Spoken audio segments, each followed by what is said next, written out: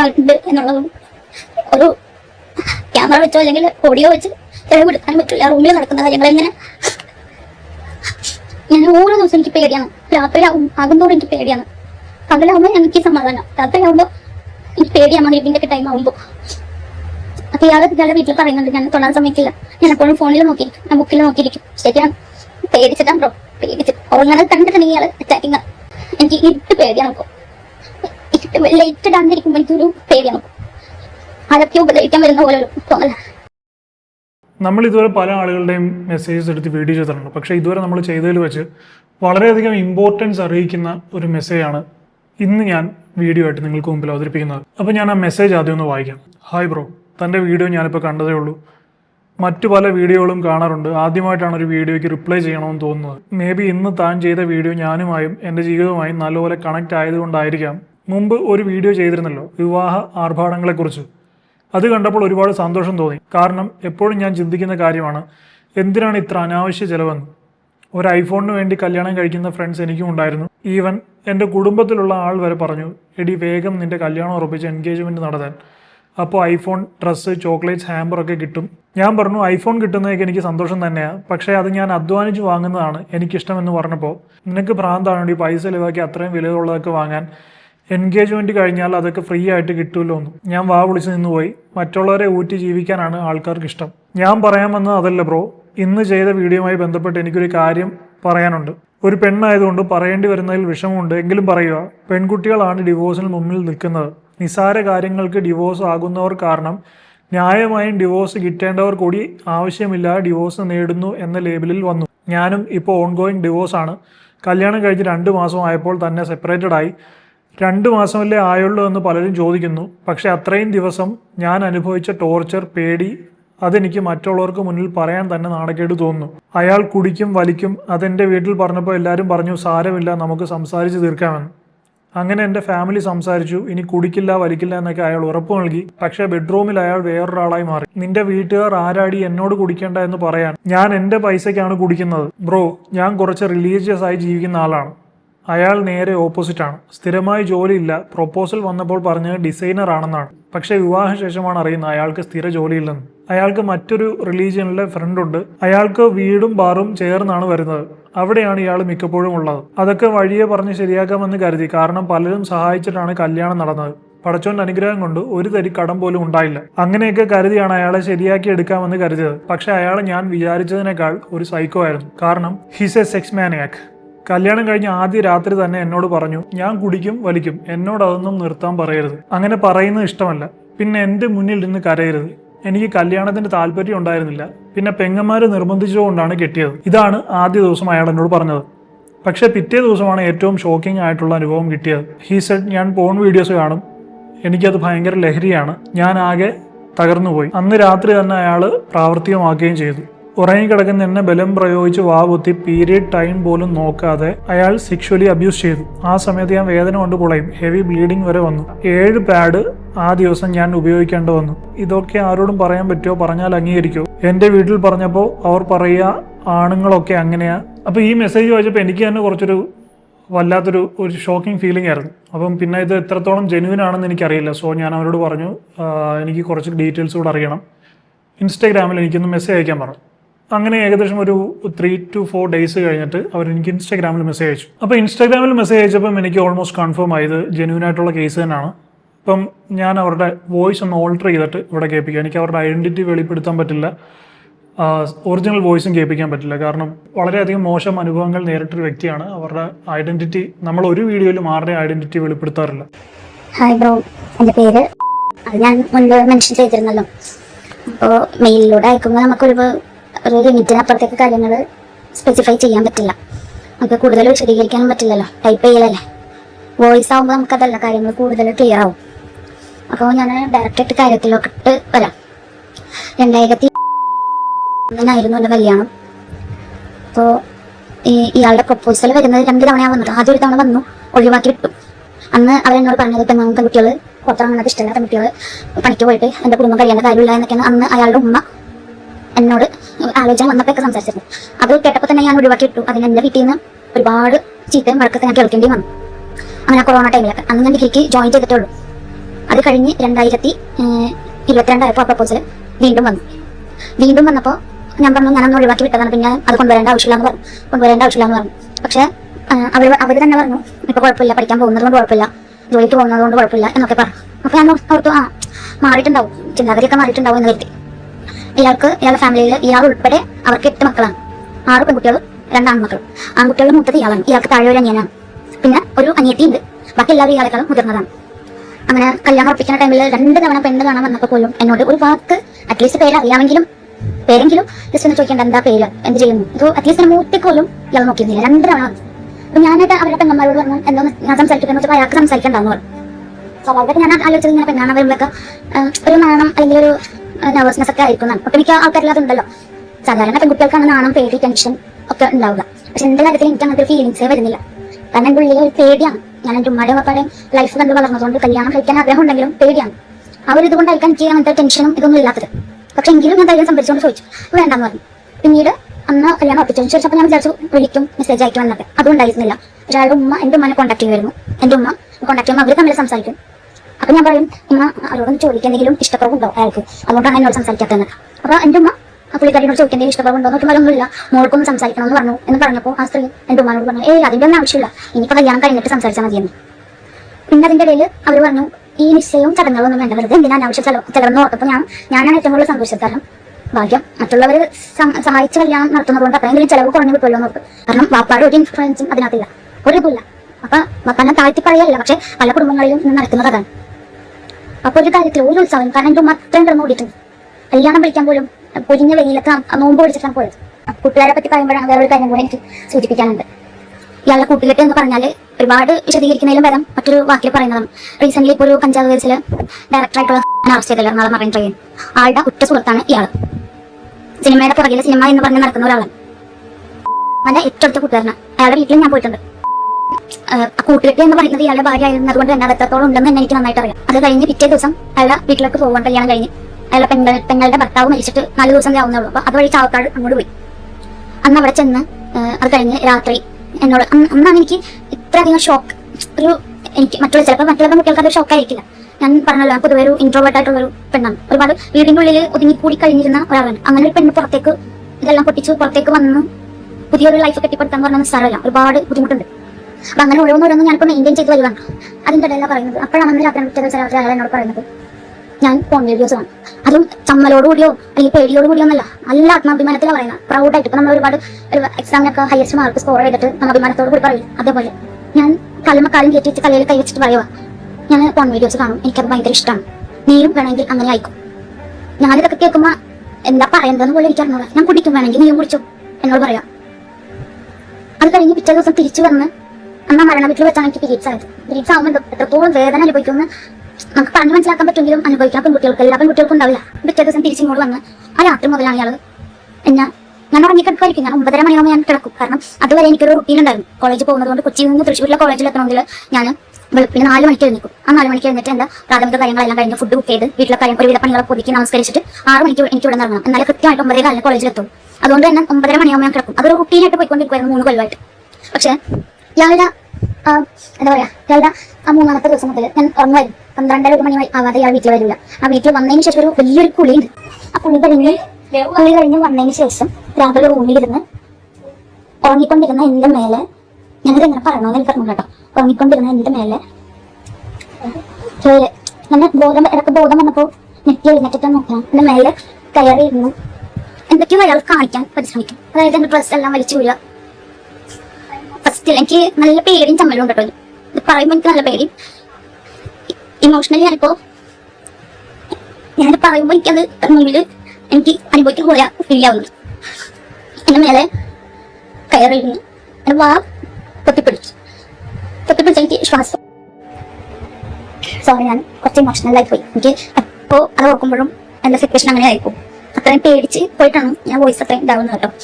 എന്റെ വാ ഇയാൾ കുത്തിപ്പിടിച്ച് 2 മിനിറ്റോളം എനിക്ക് ശ്വാസം എടുക്കാൻ പറ്റുന്നുണ്ടായിരുന്നില്ല. എനിക്ക് അധികം നേരം ഇങ്ങനെ ശ്വാസം പിടിച്ച് നിൽക്കാൻ പറ്റുന്നില്ല. ഇയാളും കൂടെ അതും കൂടെ ചെയ്യുന്നുണ്ടപ്പോൾ എനിക്ക് ശ്വാസം ഒട്ടെടുക്കാൻ പറ്റാതായി. എന്റെ കണ്ണ് പുറത്തേക്ക് തള്ളിപ്പോയി. എന്റെ കഴുത്തിന്റെ ഇവിടെ അങ്ങനെ കടിച്ചിട്ട് പാടുവെടുത്ത് അങ്ങനെ ഒരു ഇത് ഫസ്റ്റ് ഞാൻ ഉറങ്ങി കിടക്കുമ്പോഴാണ് ഫസ്റ്റ് വന്നിട്ട് എനിക്ക് ഞാൻ പഴയ നടക്കൂടാ. ഫസ്റ്റ് വന്നിട്ട് ഇയാള് ബന്ധപ്പെടാനാണ് ഇയാൾ ശ്രമിക്കുന്നത്. എനിക്കത് ഒട്ടും എനിക്ക് നടു ഇപ്പോഴും അതിന്റെ ഇതായിട്ട് നടുവേദന നന്നായിട്ടുണ്ട്. എന്റെ എല്ലിങ്ങനെ ഇതായിപ്പോയി. ഞാൻ പെട്ടെന്ന് ചാടി എഴുന്നേക്കാൻ നോക്കിയപ്പോൾ ഇയാള് നമ്മുടെ കാല് രണ്ടും ലോക്കാക്കി വെക്കും. ഈ ഭ്രാന്തന്മാർക്കൊക്കെ നല്ല ബലം എന്ന് പറയൂലേ, അതേപോലെ നമുക്കൊന്നും അനങ്ങാൻ പറ്റാത്ത പോലെ ആക്കിയത്. അപ്പൊ എനിക്ക് ശ്വാസം എടുക്കാൻ പറ്റാണ്ട് മൂളിപ്പോയപ്പോ അയാളും ദേഹത്തുനിന്ന് മാറിയത്. ഞാൻ പേടിച്ചിട്ട് ഇങ്ങനെ എഴുന്നേറ്റിരുന്നു. എനിക്ക് ഒന്നും പറ്റുന്നുണ്ടായിരുന്നില്ല, ശ്വാസം എടുക്കാൻ നല്ല ബുദ്ധിമുട്ടുണ്ടായിരുന്നു. അപ്പോഴൊക്കെ അയാൾ മാറി നീങ്ങിക്കിടന്നു. ഈ പീരീഡ്സ് ആയിരിക്കുന്ന ടൈമിലാണ് ഇങ്ങനെ പീരീഡ്സ്. എനിക്ക് വയറൊക്കെ നല്ല വേദന ഉണ്ടായിരുന്നു, എന്റെ എല്ലൊക്കെ. കാരണം എനിക്ക് ഹെവി ബ്ലീഡിംഗ് ആണ് ഞാൻ രാത്രി അനുഭവിച്ചത്. എന്റെ ഡ്രസ്സ് മുഴുവൻ പിറ്റേ ദിവസം ഞാൻ 7 പാഡോളം എനിക്ക് മാറ്റേണ്ടി വന്നു. പക്ഷെ അതിനൊന്നുള്ള തെളിവ് എന്റെ കയ്യിലില്ല. ഇങ്ങനെ 7 പാഡ് ആയിട്ടുണ്ട് എന്നുള്ളതും ഒരു ക്യാമറ വെച്ചോ അല്ലെങ്കിൽ ഓഡിയോ വെച്ച് തെളിവെടുക്കാനും പറ്റില്ല. റൂമിൽ നടക്കുന്ന കാര്യങ്ങൾ എങ്ങനെ ഞാൻ ഓരോ ദിവസം എനിക്ക് പേടിയാണ്. രാത്രിയാവും ആകുമ്പോഴും എനിക്ക് പേടിയാണ്. പകലാവുമ്പോൾ എനിക്ക് സമാധാനം, രാത്രിയാവുമ്പോൾ എനിക്ക് പേടിയാണ്. ഇതിന്റെ ഒക്കെ ടൈം ആവുമ്പോൾ അപ്പൊ ഇയാളുടെ വീട്ടിൽ പറയുന്നുണ്ട് ഞാൻ തൊടാൻ സമ്മതിക്കില്ല. ഞാൻ എപ്പോഴും ഫോണിൽ നോക്കിയിരിക്കും, ഞാൻ ബുക്കിൽ നോക്കിയിരിക്കും. ശരിയാണ്, പേടിച്ചിട്ടാണ് ബ്രോ, പേടിച്ചിട്ട് ഉറങ്ങാൻ കണ്ടിട്ടുണ്ടെങ്കിൽ ഇയാൾ അറ്റാക്കിങ്. എനിക്ക് ഇരുട്ട് പേടിയാണ്. ഇപ്പൊ ലൈറ്റ് ഇടാണ്ടിരിക്കുമ്പോൾ എനിക്കൊരു പേടിയാണ്. അതൊക്കെ ഉപദ്രവിക്കാൻ വരുന്ന പോലെ ഒരു തോന്നല. ഞാൻ സർജറി കഴിഞ്ഞതിന് ശേഷം എന്റെ ഉമ്മയുടെ ഏറ്റവും വലിയൊരു സർജറി കഴിഞ്ഞതിന് ശേഷം എന്റെ ഉമ്മയുടെ കൂടെ കിടക്കുന്നു. ഉമ്മക്കറിയാം ഞാൻ ഇപ്പോഴും മിക്ക രാത്രികളിലും സ്വപ്നം കണ്ടിട്ട് ഉറക്കക്കരയോ എന്നൊന്നും ചെയ്യല്ലേ എന്ന് പറഞ്ഞിട്ട് ചിലപ്പോൾ ഒച്ചെടുത്ത് എഴുന്നേൽക്കും ശ്വാസം കിട്ടാണ്ട്. അപ്പൊ ഉമ്മ ചോദിക്കും, പിറ്റേ ദിവസം പറയണെങ്കിൽ ഞാൻ നിനക്ക് എന്താണ്, നീ എന്തിനാ ഞാൻ ഒച്ചെടുക്കുന്നതിനൊക്കെ. അപ്പോഴാണ് ഞാൻ അറിയുന്നത് അങ്ങനെയൊക്കെ ചെയ്യുന്നുണ്ട് എന്നുള്ളത്. ഞാൻ പേടിച്ചിട്ട് ഉറങ്ങൂല ബ്രോ, ശരിയാണ്. ഞാൻ റൂമിനകത്ത് ഇത് പേടിച്ചിട്ട് ചില നേരത്ത് ബുക്ക് തുറന്നു വെച്ചിരിക്കും, ചില നേരത്ത് ഫോൺ വെച്ചിരിക്കും. വോയിസ് കേൾപ്പിക്കാനാണ് ഇനിയും ഒരുപാടുണ്ട്. ഒരുപാട് നേരം ആ പെൺകുട്ടിക്ക് വോയിസ് അയച്ചു. ഞാൻ തന്നെ വല്ലാതെ ഡിസ്റ്റർബ്ഡ് ആയിപ്പോയി ഇനിഷ്യലി ഈ വോയിസ് കേട്ടപ്പോൾ. ഇതിപ്പം ലീഗലി എല്ലാം കംപ്ലൈൻറ്റ് കാര്യങ്ങളെല്ലാം ഫയൽ ചെയ്തിട്ടുണ്ട്. ഇദ്ദേഹം എനിക്ക് മെസ്സേജ് അയച്ചത് എന്തിനാന്ന് വെച്ച് കഴിഞ്ഞാൽ മറ്റു പെൺകുട്ടികൾക്ക് ഈ ഒരു അവസ്ഥ ഉണ്ടാവരുത്, അവരും കൂടി ഇത് അറിയണം. ഇദ്ദേഹത്തിന് ഇത് മറ്റു പെൺകുട്ടികളിലേക്ക് എത്തിക്കാൻ മറ്റു മാർഗ്ഗങ്ങളൊന്നും അറിയില്ല. അപ്പം എൻ്റെ വീഡിയോസ് സ്ഥിരമായിട്ട് കാണുന്ന ഒരാളാണ്. അപ്പോൾ അദ്ദേഹത്തിന് എന്നൊരു വിശ്വാസം തോന്നി, എനിക്കിത് മറ്റുള്ളവരിലേക്ക് എത്തിക്കാൻ സാധിക്കും എന്നൊരു വിശ്വാസം തോന്നി. ഞാനിപ്പം ഏകദേശം എനിക്കിത് അയച്ചിട്ട് ഓൾമോസ്റ്റ് ഒരു 3-4 ആഴ്ച ആയിട്ടുണ്ട്. പക്ഷെ ഞാനിത് ഇങ്ങനെ ആലോചിച്ചുകൊണ്ടിരിക്കുകയാണ്, എങ്ങനെയാണ് ഇത് ചെയ്ത് കഴിഞ്ഞാൽ എന്തായിരിക്കും എന്നുള്ള കാര്യം. കാരണം നിസ്സാര ഒരു ഇഷ്യൂ അല്ല ഇത്, അത്രത്തോളം കറേജിയസ് ആയിട്ട് ചെയ്യേണ്ട ഒരു വീഡിയോ ആണ്. കാരണം പലതരത്തിലുള്ള ലീഗൽ കോൺസിക്വൻസസ് റിലേറ്റഡ് ആയിട്ടുള്ളൊരു ഇഷ്യൂ ആണ്. സോ ഇപ്പോൾ അവർ തന്നെ കൺഫേം ചെയ്തിട്ടുണ്ട്, ഡിവോഴ്സും മറ്റേ കേസുകളും ഒക്കെ കോർട്ടിൽ നടക്കുന്നുണ്ട്. എൻ്റെ ഇതിനകത്തുള്ള റോളെന്ന് പറയുന്നത്, നമ്മളിപ്പം ഒരുപാട് ബോയ്സിന് വേണ്ടിയിട്ട് ഒരുപാട് വീഡിയോസൊക്കെ ചെയ്യുന്നുണ്ട്. എന്ന് പറഞ്ഞ ബോയ്സ് എല്ലാം നല്ല ആൾക്കാരാണെന്നുള്ളതല്ല, ഇതുപോലുള്ള സൈക്കോപാത്തുകളായിട്ടുള്ള അല്ലെങ്കിൽ ഇത്രയും ഒരു മനുഷ്യത്വം ഇല്ലാത്ത കാമഭ്രാന്തന്മാരായിട്ടുള്ള ഒരുപാട് ആണുങ്ങളുമുണ്ട്. അപ്പം അതും പെൺകുട്ടികൾ അറിയണം. ഇങ്ങനെയൊക്കെ സംഭവിക്കാനും സാധ്യതയുണ്ട് എന്ന് പെൺകുട്ടികൾ അറിയണം. നിങ്ങൾ വീട്ടിൽ കല്യാണം ആലോചിക്കുമ്പോൾ ഐഫോൺ കിട്ടുക അല്ലെങ്കിൽ ഹാമ്പർ കിട്ടുക എന്നൊക്കെ പറഞ്ഞ് ആരാ എന്താണെന്ന് നോക്കാതെ സമ്മതം പറയുന്നതിന് പകരം ഐഫോണും ഹാമ്പറും ഒന്നുമല്ല. ഇപ്പോൾ ഒരു ഐഫോൺ നിങ്ങൾക്ക് കിട്ടി 1 വർഷം കഴിയുമ്പോൾ ആ മോഡൽ ഔട്ടാവും, പിന്നെ അത് നിങ്ങൾക്ക് വലിയൊരു എക്സൈറ്റ്മെൻറ്റ് തരില്ല. പക്ഷേ ഈ കല്യാണം കഴിക്കാൻ പോകുന്ന ആളാണ് നിങ്ങളുടെ ജീവിതകാലം മുഴുവൻ നിങ്ങൾ മുന്നോട്ട് കൊണ്ടുപോകേണ്ടത്. അത് ചിലപ്പോൾ സൈക്കോപാത്തായിരിക്കാം, ഡ്രഗ് അഡിക്റ്റ് ആയിരിക്കാം, സെക്സ് മാനിയൊക്കെ ആയിരിക്കാം. ഏത് വിധത്തിലുള്ളതാണെന്ന് നിങ്ങൾക്ക് അറിയാൻ പറ്റില്ല. സോ മിനിമം നിങ്ങൾ ഒരു 3-4 മാസമെങ്കിലും സംസാരിച്ചതിന് ശേഷം മാത്രം കല്യാണത്തിന് ഓക്കെ പറയാം. ഇപ്പോഴും ഓർത്തഡോക്സ് ആയിട്ടുള്ള റിലീജിയസ് ആയിട്ടുള്ള പല ഫാമിലിയിലും പെണ്ണ് കാണുന്നു, അത് കഴിഞ്ഞ് വിവാഹ നിശ്ചയം നടത്തിയതിന് ശേഷം മാത്രമാണ് ഇച്ചിരിയെങ്കിലും ഒരു പുരോഗമനം വന്നപ്പോൾ ഇപ്പോൾ പരസ്പരം സംസാരിക്കാൻ സമ്മതിക്കുന്നത്. ഇപ്പം ഇയാളുടെ കേസ് തന്നെ, ഇയാൾക്ക് ആദ്യം ഈ പെൺകുട്ടി സംസാരിക്കണമെന്ന് പറഞ്ഞിട്ട് പോലും ഇയാൾ ആദ്യം സംസാരിക്കാൻ കൂട്ടാക്കുന്നില്ലായിരുന്നു. അതപ്പോൾ ഒരു ഓർത്തഡോക്സ് ആയിട്ടുള്ള ഫാമിലി ആയതുകൊണ്ട് ഒരു കുഴപ്പമില്ല എന്ന് പറഞ്ഞിട്ട് ഈ പെൺകുട്ടിയെ പിടിച്ച് കെട്ടിച്ചു വിട്ടു. ഇത് ഒറ്റപ്പെട്ട സംഭവമല്ല, ഒരുപാട് പെൺകുട്ടികൾ ഇപ്പോഴും ഇങ്ങനെ അനുഭവിക്കുന്നുണ്ട്. ഒരുപാട് പെൺകുട്ടികൾ. എനിക്ക് തന്നെ പേഴ്സണലായിട്ട് പല മെസ്സേജസും വന്നിട്ടുണ്ട്. അപ്പം അതൊന്നും എനിക്ക് പല കാര്യങ്ങൾ കൊണ്ട് വീഡിയോ ചെയ്യാൻ പറ്റാത്തതുകൊണ്ടാണ് ഞാൻ ചെയ്യാത്തത്. ഇത് ഇദ്ദേഹം തന്നെ എന്നോട് പറഞ്ഞു വീഡിയോ ചെയ്യണം, മറ്റുള്ള ആൾക്കാർ ഇത് അറിയണം എന്ന് പറഞ്ഞതുകൊണ്ടാണ് എനിക്കിത് വീഡിയോ ചെയ്യാൻ തന്നെ പറ്റുന്നത്. കാരണം നമ്മൾ ബോയ്സിൻ്റെ കേസ് എടുത്ത് വീഡിയോ ചെയ്യുന്നതല്ല, ഗേൾസിൻ്റെ കേസ് നമ്മൾ കുറച്ചുകൂടെ കോഷ്യസ് ആയിരിക്കണം. പല പല പ്രശ്നങ്ങൾ വരാൻ സാധ്യതയാണ്. ഇത് ലീഗലി എല്ലാം ഓക്കെയാണ്, അതിൻ്റെ കാര്യങ്ങളെല്ലാം വേറെ പ്രശ്നങ്ങളൊന്നും ഇല്ലയെന്ന് ഉറപ്പുള്ളതുകൊണ്ടാണ് എനിക്ക് തന്നെ വീഡിയോ ചെയ്യാൻ പറ്റുന്നത്. ഇവർക്ക് സംഭവിച്ച് മറ്റു പെൺകുട്ടികൾക്ക് സംഭവിക്കാൻ പാടില്ല എന്നുള്ളൊരു നല്ല ഉദ്ദേശം കൊണ്ടാണ് ഇത്രയും ഡീറ്റെയിൽ ആയിട്ട് അവരുടെ ഐഡന്റിറ്റി വെളിപ്പെടും എന്നുള്ള പേര് പോലും ഇല്ലാതെ എന്നോട് ഈ കാര്യങ്ങൾ പറഞ്ഞു. ഇപ്പം പബ്ലിക് ആക്കുന്നതിൽ അവർക്ക് യോജിപ്പില്ല, പക്ഷെ എന്നോട് ഐഡന്റിറ്റി വെളിപ്പെടുത്തിയത് മറ്റുള്ളവർക്കെങ്കിലും ഉപകാരപ്പെടട്ടെ എന്നുള്ളൊരു ആഗ്രഹം വെച്ചിട്ടാണ്. സോ തീർച്ചയായിട്ടും നിങ്ങൾ ആലോചിക്കണം, നിങ്ങളുടെ ജീവിത പങ്കാളിയെ തിരഞ്ഞെടുക്കുന്നതിന് മുമ്പ് തീർച്ചയായിട്ടും നല്ലൊരു ഫിൽട്രേഷൻ നടത്തിയിട്ട് മാത്രം തിരഞ്ഞെടുക്കുക.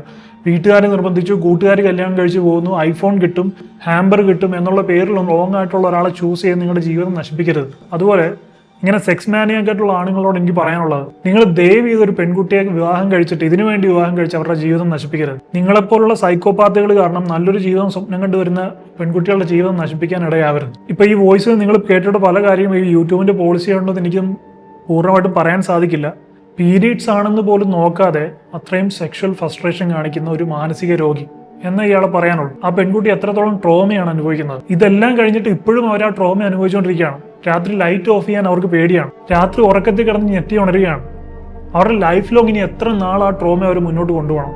ഒരു മാനസിക രോഗി കാരണം അനുഭവിക്കേണ്ടി വരുന്നതാണ്. ഇനി നല്ലൊരു വിവാഹ ജീവിതത്തിലേക്ക് പോയാൽ പോലും ഈ ട്രോമ പിന്തുടരുമ്പോൾ ഇവർക്കത് എത്രത്തോളം സക്സസ്ഫുൾ ആക്കാൻ പറ്റുമെന്ന് പോലും എനിക്കറിയില്ല. ഇനി നോർമലായിട്ടുള്ളൊരു ലവ് അഫെക്ഷൻ ഒക്കെ കാണുമ്പോൾ പോലും ഇതുമായിട്ട് പെട്ടെന്ന് കയറി റിലേറ്റ് ആവും, ആ ഒരു ട്രോമ ഓണാവും. ഇപ്പം കൊക്കൈൻ കേസിലോ കഞ്ചാവ് കേസിലോ എന്തോ പിടിച്ചൊരു ഡയറക്ടറൊക്കെ ഇയാളുടെ സുഹൃത്താണെന്നൊക്കെ ഇവർ പറയുന്നുണ്ടായിരുന്നു. ഞാൻ ആ പേര് മ്യൂട്ട് ചെയ്തു. അപ്പോൾ ഇയാളുടെ ഒരു ജീവിതം എന്ന് പറയുന്നത് സിഗരറ്റ് വലിക്കുക, കള്ളു കുടിക്കുക, ലഹരി ഉപയോഗിക്കുക, രാത്രി വീട്ടിൽ വരിക, ഒരു ഉപഭോഗ വസ്തുവായിട്ടൊരു പെണ്ണിനെ കല്യാണം കഴിച്ചുകൊണ്ട് വന്നിട്ട് ഉപയോഗിക്കുക. ഇപ്പോൾ ഇവർ പീഡനത്തിനും അതുപോലുള്ള ശാരീരിക ഉപദ്രവം ഉൾപ്പെടെയുള്ള പല കാര്യങ്ങളും വെച്ചിട്ട് കേസ് കൊടുത്തിട്ടുണ്ട്. അതിന് എത്ര നാൾ നീണ്ടുപോകുന്നു? ഈ കേസിൻ്റെയൊക്കെ പ്രശ്നം എന്ന് പറഞ്ഞു കഴിഞ്ഞാൽ നമുക്ക് ഇന്ന് കൊടുത്ത് നാളെ നീതി കിട്ടുന്ന കാര്യമല്ല. എത്ര നാൾ അത് നീണ്ടുപോകുന്നു, എത്ര നാൾ അതിൻ്റെ പുറകെ നടക്കേണ്ടി വരുമെന്നൊക്കെ നമുക്കറിയില്ല. 5-10 വർഷമൊക്കെ ചിലപ്പോൾ നമ്മുടെ ജീവിതത്തിലെ വിലപ്പെട്ട സമയം ഈ കോടതിയും കേസുമായിട്ടൊക്കെ ചെലവഴിക്കേണ്ടി വരും. എന്തിനാണ് അങ്ങനെ അനാവശ്യമായിട്ടുള്ള കാര്യങ്ങൾക്ക് വേണ്ടി ജീവിതം പാഴാക്കുന്നത്? നിങ്ങൾ ആദ്യം എടുക്കുന്ന ഒരു സ്റ്റെപ്പ് തെറ്റിക്കഴിഞ്ഞാൽ ഈ പറയുന്ന പോലെ നിങ്ങളുടെ ജീവിതത്തിലൂടെ മുന്നോട്ടുള്ള സ്റ്റെപ്പ് മുഴുവൻ തെറ്റുന്ന ഒരവസ്ഥ ഉണ്ടാവും. അതുകൊണ്ട് നിങ്ങളുടെ ഫസ്റ്റ് സ്റ്റെപ്പ് നിങ്ങൾ എപ്പോഴും ശ്രദ്ധിക്കുക. നിങ്ങൾക്ക് ഐഫോൺ തന്നില്ലെങ്കിലും കുഴപ്പമില്ല, ഹാമ്പർ തന്നില്ലെങ്കിലും കുഴപ്പമില്ല, അല്ലെങ്കിൽ ഇനി അത്രയും വലിയ റിച്ച് ആയിട്ടുള്ള ആളാണെങ്കിലും കുഴപ്പമില്ല, വലിയ സൗന്ദര്യമുള്ള ആളായാലും കുഴപ്പമില്ല. നിങ്ങൾ ബേസിക് ആയിട്ട് നോക്കേണ്ട കാര്യം ഇയാളുടെ സ്വഭാവം എന്താണെന്നുള്ളതാണ്.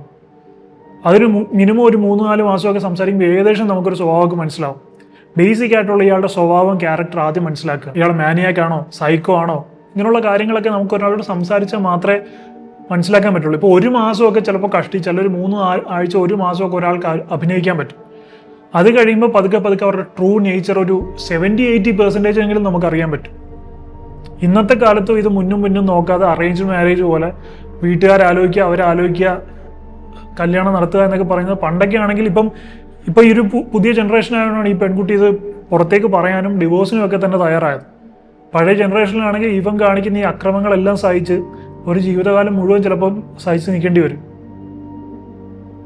ആ ട്രോമ സഹിച്ച് തന്നെ അവരൊരു ചിലപ്പോൾ അവരുടെ മാനസിക സമനില തന്നെ തെറ്റിപ്പോകുന്നൊരവസ്ഥ ഉണ്ടാവും.